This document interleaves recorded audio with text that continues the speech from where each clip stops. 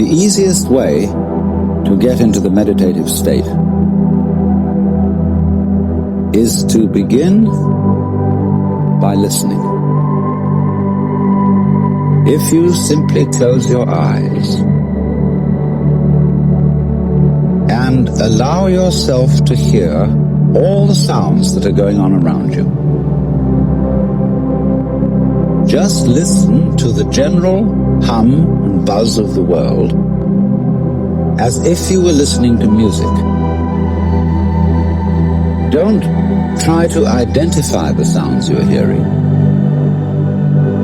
Don't put names on them. Simply allow them to play with your eardrums.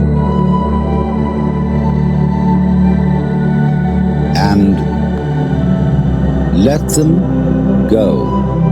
In other words, you could put it, let your ears hear whatever they want to hear. Don't judge the sounds.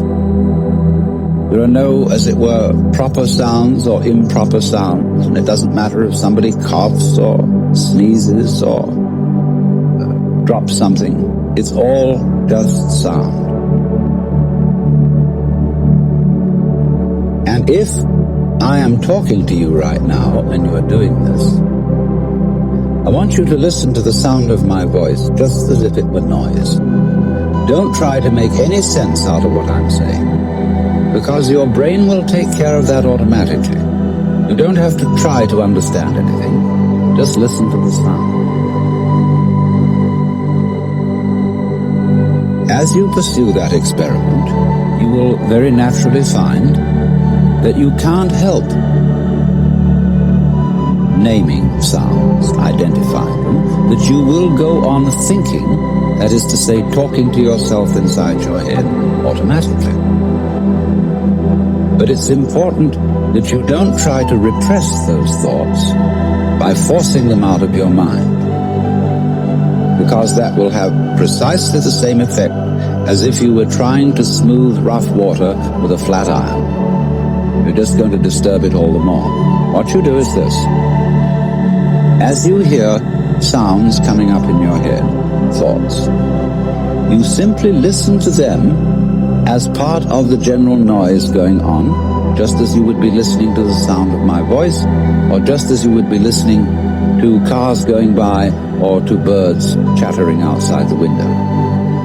So look at your own thoughts as just noises.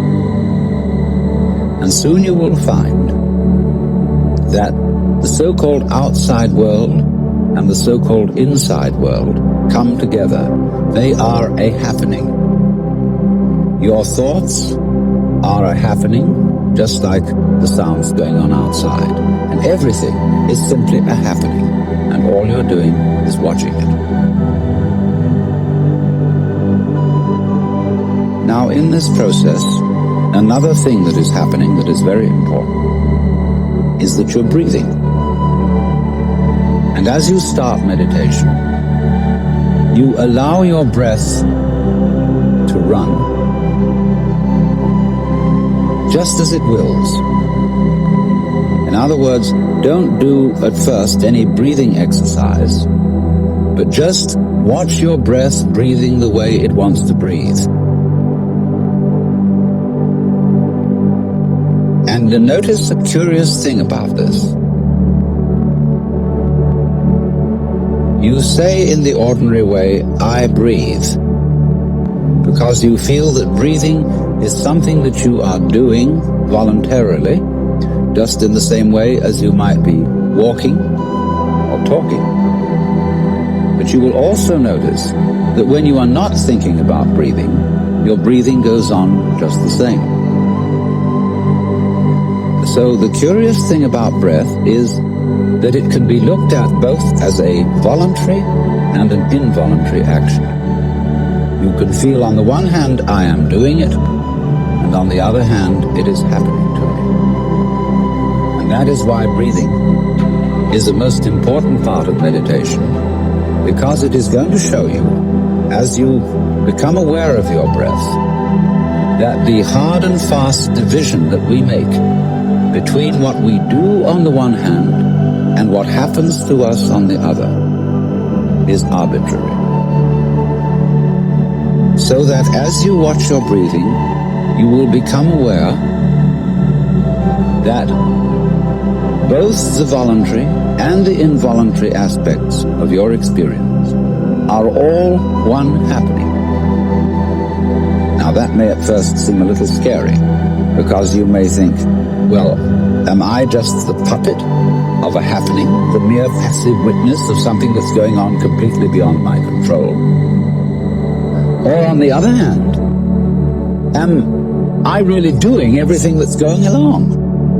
Well, if I were, I should be God. And that would be very embarrassing, because I would be in charge of everything. That would be a terribly responsible position.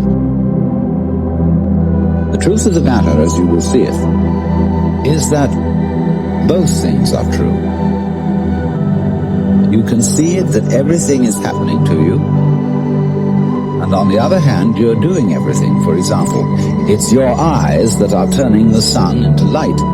It's the nerve ends in your skin that are turning electric vibrations in the air into heat and temperature.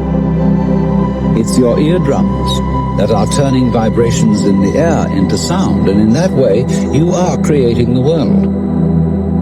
But when we're not talking about it, when we're not philosophizing about it, then there is just this happening, this, and we won't give it a name. Now then, when you breathe for a while, just letting it happen, and not forcing it in any way, you will discover a curious thing, that without making any effort, you can breathe more and more deeply. In other words, supposing you simply are breathing out, and breathing out is important because it's the breath of relaxation. That's when we say, phew, and heave a sigh of relief. So when you are breathing out, you get the sensation that your breath is falling out. Dropping, dropping, dropping out, with the same sort of feeling you have as if you were settling down into an extremely comfortable bed. And you just get as heavy as possible and let yourself go. And you let your breath go out in just that way. And when it's thoroughly comfortably out and it feels like coming back again, you don't pull it back in. You let it fall back in, letting your lungs expand, expand, expand, until they feel very comfortably full. And you wait a moment and let it stay there. Then, once again, you let it fall out. So in this way, you will discover that your breath gets quite naturally easier and easier, and slower and slower, and more powerful. So that with these various aids, listening to sound, listening to your own interior feelings and thoughts, just as if they were something going on, not something you're doing, but just happenings, and watching your breath as a happening that is neither voluntary nor involuntary. You are simply aware of these basic sensations. Then you begin to be in the state of meditation. But don't hurry anything.